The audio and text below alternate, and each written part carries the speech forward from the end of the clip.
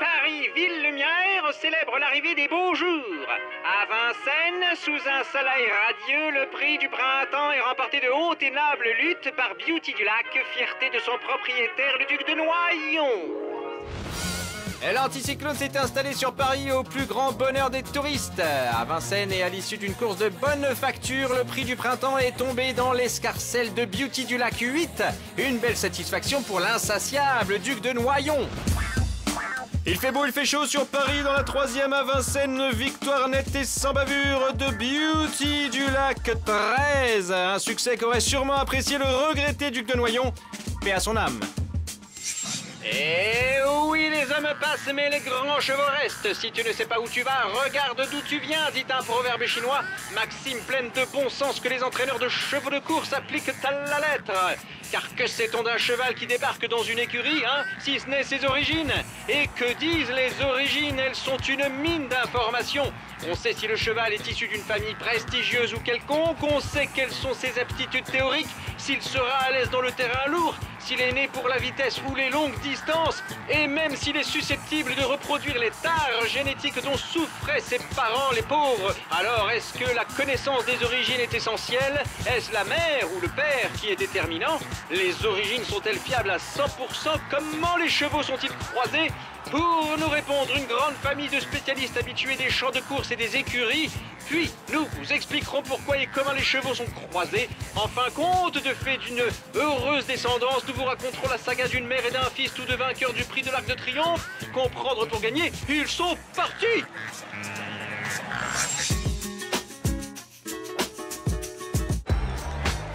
Dans le milieu des courses, que ce soit le trot, le galop ou les obstacles, quand on a un doute sur les aptitudes d'un cheval, on peut toujours se référer à ses origines. C'est un peu l'égalité dans les trois disciplines. Peut-être un petit peu moins en obstacle, où là il y a des qualités de sauteur, des chevaux qui n'étaient pas forcément très rapides mais qui produisent très bien. Par contre en plat et au trot, c'est devenu maintenant très pointu au niveau des origines. Bah pourquoi? On le voit bien, parce que vous regardez les courses, vous regardez les critériums, vous regardez ça, à part quelques surprises de temps en temps, c'est quand même souvent des chevaux très bien nés qui sont à l'arrivée. En général, les bons chevaux font des bons chevaux, mais c'est très compliqué, l'hérédité, c'est mystérieux. Justement, pour venir au monde, il faut un papa et une maman à 50-50. Eh bien, pour le cheval de course, disons que c'est plutôt 51-49. Je dirais qu'une très bonne mère, comme on a pu le voir, produit pratiquement avec tous les chevaux. Simplement, quand elle est à un très bon étalon, il y a un petit plus, et le petit plus, c'est cet étalon qui donne. Maintenant, un cheval, aussi bien né et aussi doué soit-il, n'est rien sans la patte de son entraîneur. C'est à l'issue de sa période de débourrage puis d'entraînement qu'une sélection plus précise s'effectue, qui fait notamment ressortir le talent des uns et les faiblesses des autres. Un cheval ne retransmet que ses gènes, il ne retransmet pas le travail de l'homme. Donc un cheval retransmet ses gènes maintenant. Quel gène il va retransmettre?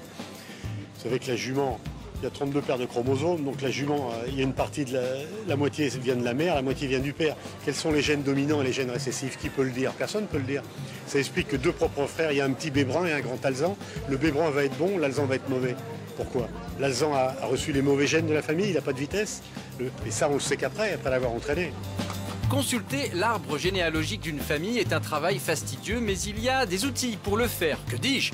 Une Bible! Ça s'appelle le Stud Book.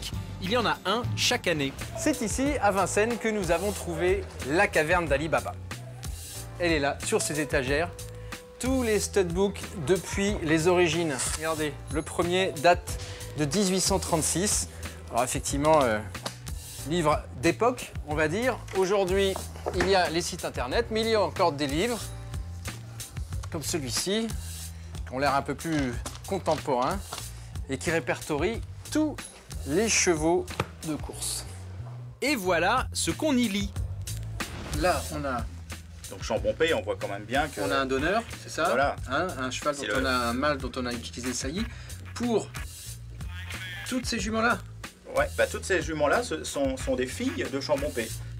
Une Bible pour mieux connaître les aptitudes naturelles et les héritages génétiques des chevaux, c'est plus qu'utile. Mais à l'arrivée, la course reste toutefois un juge de paix incontournable, à tel point que pour certains spécialistes, génétique et performance, ça fait deux. Vous pouvez faire 5 fois le même croisement avec une jument, le même étalon, et vous allez avoir 5 pôles indifférents. Alors c'est pour ça que la génétique, les croisements de sang, je ne crois pas du tout. Et pourtant, les croisements sont le quotidien du monde hippique. Se rapprocher du cheval parfait, tel est le but des croisements entre pur sang et jument. On essaye de croiser des chevaux qui peuvent se dire que physiquement, ils devraient bien faire ensemble. Donc c'est à nous de trouver les familles qui marchent bien ensemble et essayer de reproduire des croisements, pas toujours avec les mêmes résultats bien sûr, mais qui nous donnent, si vous voulez, un petit bonus pour essayer d'avoir un bon cheval. Les chevaux les plus talentueux, comme ici au départ du Prix d'Amérique, nourrissent donc beaucoup de fantasmes sur leur descendance. Mais ce n'est pas si simple. On peut faire plus par plus, ça va pas donner plus, ça peut donner moins. Il y a eu des champions qui n'ont pas bien produit. Il y a eu des chevaux qui n'ont pas été des champions, qui ont très bien produit. Entre des propres frères et des propres sœurs, vous avez eu des champions et des mauvais chevaux. Donc c'est pas mathématique, c'est sûr. Et peut-être même que les chevaux reproduisent plus leurs défauts que leurs qualités. En général, parce que l'hérédité, c'est un peu une dégénérescence quelque part, parce que sans ça, les choses seraient de plus en plus longues. Le crack ferait encore des cracks meilleurs que lui, etc., etc. Conclusion, à part dans les grandes écuries où l'on cherche à laisser le moins de place au hasard, il est rare que le croisement des chevaux réponde à des critères scientifiques. Bon alors, il vous plaît? Vous l'achetez? Bah, je sais pas, ça reste une somme quand même, hein. Il est pas donné, hein. Ah, ben normal. C'est pas un fagot bout de bois. Un quoi?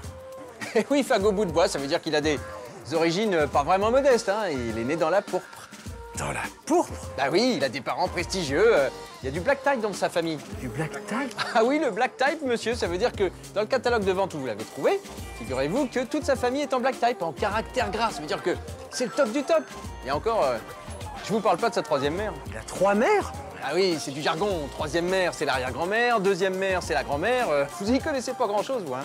Bon alors, vous décidez, vous l'achetez ou pas? Bah, je vous cache pas qu'il est quand même assez cher, hein. Faut que je réfléchisse. Donc hein. vous alors, je connais ni vos origines ni vos parents, mais vous êtes pas un rapide, hein.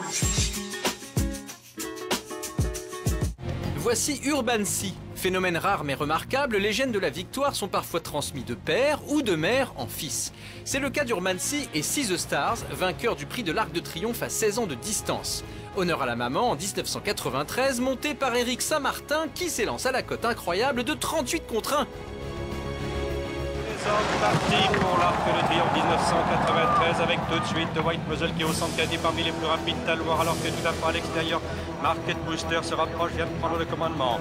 Ezout qui prend maintenant l'avantage avec Tarioun après 150 mètres de course sur Bouncy avec Always Friendly.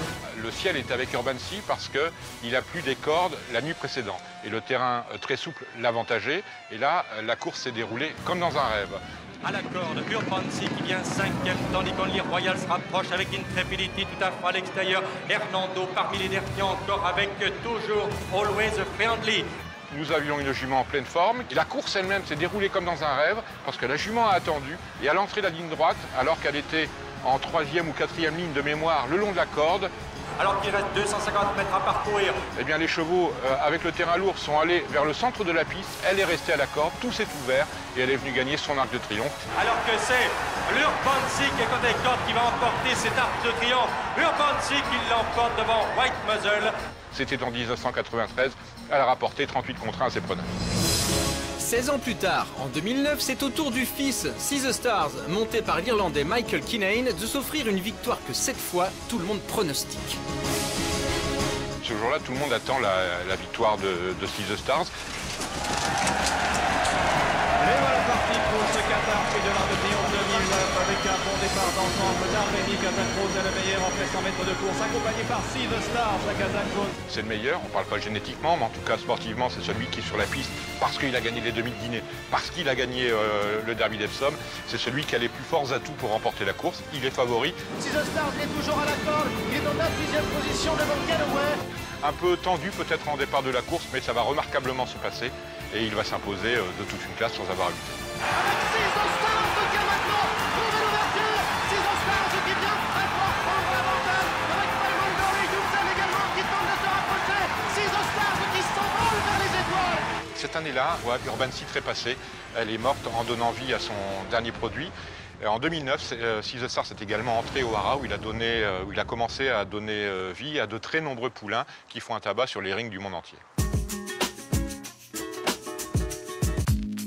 Connaître les origines des chevaux peut se révéler décisif quand on veut optimiser son pari ou qu'on est tenaillé par le doute. C'est vrai que dans les courses d'inédits, dans les courses de 2 ans, de 3 ans, on va s'attacher aux origines, on s'attache aussi bien sûr aux entraînements, mais quand vous avez un élément qui est bien né, vous espérez tout de suite qu'il va donner de bons résultats en compétition, il a plus de chances de le faire. Le pédigré, je vous dis, c'est plutôt une partie technique d'élevage qui peut vous aider aussi pour la prise de pari.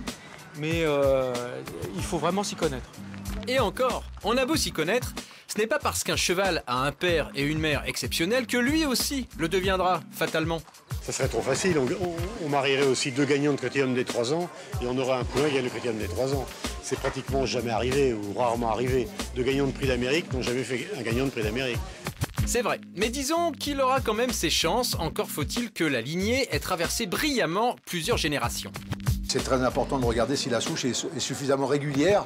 Je dirais quand vous avez dans une famille 20 poulains, si vous savez qu'il y en a 15 qui font de beaux chevaux de course, c'est quand même mieux que s'il y a une famille où il y a 20 poulains et qu'il y en a 3 ou 4 qui font des chevaux de course. Donc on essaye de limiter le risque à ce niveau-là.